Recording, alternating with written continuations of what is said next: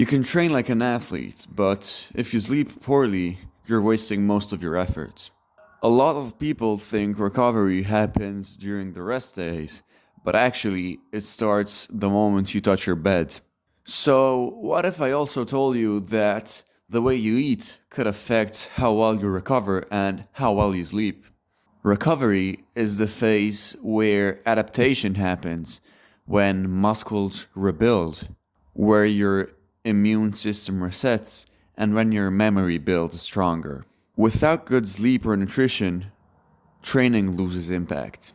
Studies show how sleep deprivation leads to a decrease in performance, increase in risk injury, and an increase in hunger hormones.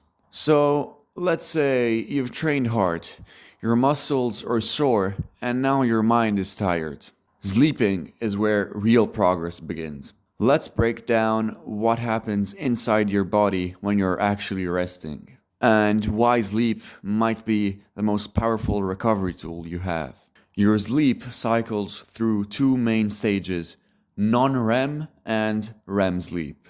During non-REM sleep, your body goes in full repair mode. And this period is also called slow wave sleep. This is when growth hormone peaks, repairing muscle fibers damaged during your training session and restoring your physical strength. Your brain activity decreases and muscles relax. Then, as you move into REM sleep, your muscles relax and your brain takes over. This stage is very important because it supports cognitive recovery, sharpening your focus, improving your memory, and balancing your emotions. This is the phase in which you dream, again, signaling cerebral activity. So think of it this way: non-REM rebuilds your body, and REM rebuilds your mind. When you sleep, your entire hormonal system resets. Growth hormone surges during deep sleep, driving tissue repair and muscle recovery. Meanwhile, cortisol, which is your stress hormone, decreases, giving your body the space to recover. At the same time, testosterone and other anabolic hormones peak, amplifying again the rebuilding process. A study conducted by Berkeley University showed how brain circuits regulate hormonal balance during deep sleep and how crucial this is in order to rebuild bigger and stronger muscle.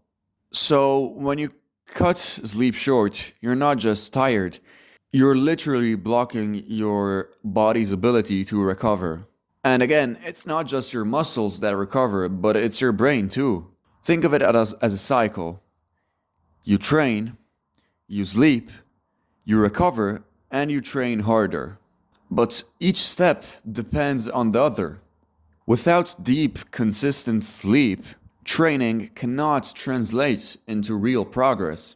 We often talk about what we eat for recovery, but few people talk about the timing and when to eat in relation to a better sleep.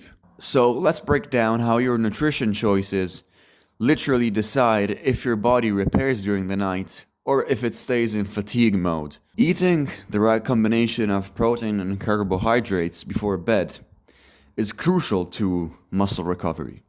Protein, especially slow digestion protein like casein, which is found in all dairy products, can foster your muscle recovery. Complex carbohydrates like oats, potatoes, or rice help release serotonin and melatonin, two key hormones that prepare your body for sleep. But timing matters. You should avoid heavy, high-fat meals before going to bed. They slow digestion and keep your body working when it should be sleeping. But it's not just macros that determine how well you sleep, it's also micronutrients.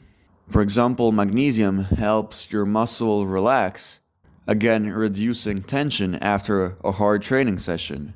So if you're struggling with sleep quality, it might not be just about your sleep hygiene, but it could also be about what you eat and when you eat. But let's not also forget that what you drink affects how well you sleep. In fact, even mild dehydration can cause an increase in cortisol, which, as I already said, is your stress hormone, and this leads to a decrease in sleep quality. And yes, maybe alcohol could make you fall asleep faster. Well, it will definitely decrease the time of your REM sleep. So it reduces the ability of your brain's recovery system. So this means that if you go to sleep late because you went out to the club, at least make sure you didn't drink. So yeah, your brain will thank you the morning after. So to wrap up this part regarding nutrition, a practical step I want to give you is this. Aim for balanced meals, a mix of slow carbs, low fat protein to stabilize blood sugar.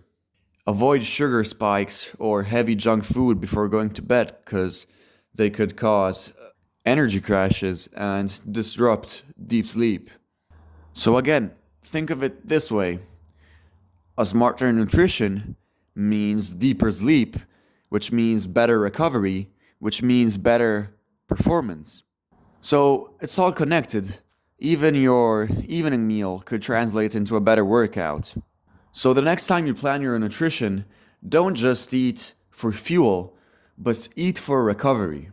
Because again, how well you eat today determines how well you sleep tonight, which determines how hard you train tomorrow.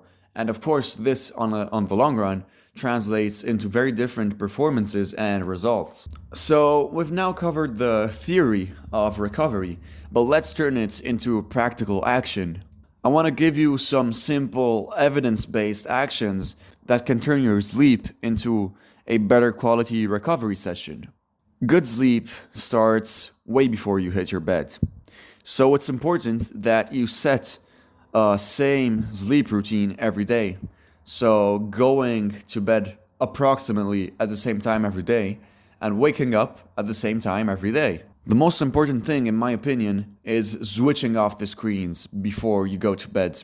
The blue light from phones, screens, TVs suppresses melatonin, which means you will have a decrease in sleep quality, making it harder for you to fall asleep. A small habit that changed my nights was switching off every screen in my house 1 hour before going to bed and turning them on after breakfast, so about half an hour after I woke up. In conclusion, the harder you train, the more rest your body needs. After an intense session, your body, so your hormones, your muscles, and your bones, require deep sleep. If you push through fatigue without enough rest, you're not building mental resilience. You're just compounding some sleep debt that, in the long run, will just ruin your results. So guys, I hope today's videos gave you some interesting insights in recovery, and that's it.